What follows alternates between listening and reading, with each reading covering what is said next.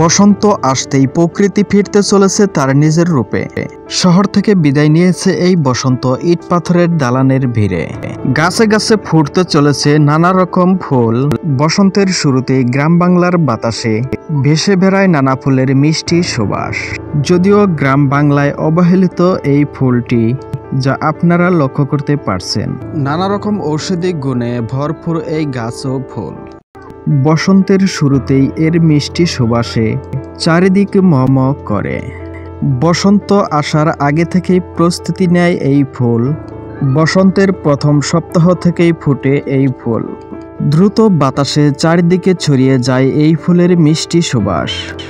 এছাড়াও এই গাছটির নানা ঔষধি গুণও রয়েছে।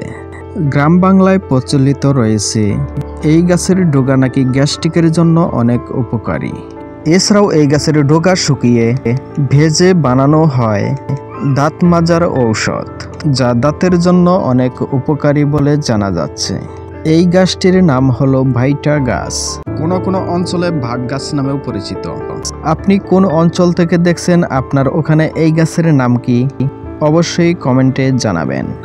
তবে এই ভাইটা গাছ গ্রাম বাংলা থেকেও প্রায় বিদায় নিচ্ছে। গ্রাম বাংলায় সহজে পাওয়া ফুলের মধ্যে এটি একটি, যার কারণেও অতি অবহেলিত। তবে এর মিষ্টি সুবাস কোনো অংশেই কম নয়। মূলত বসন্তের প্রথম সপ্তাহেই ফুটতে থাকে এই ফুল। বাতাসের সাথে মিশে যাওয়ার কারণে অনেকটা দূর থেকেও টের পাওয়া যায় এই ফুলের মিষ্টি গন্ধ। মৌমাছি আর ভ্রমরের আনাগোনা বেড়ে যায় এই গাছগুলোর ফুলে ফুলে। তো ভিউয়ার্স, প্রাকৃতিক এই ভিডিওটি কেমন লাগলো অবশ্যই কমেন্টে জানাবেন। ভালো লাগলে লাইক দিয়ে উৎসাহ দিবেন।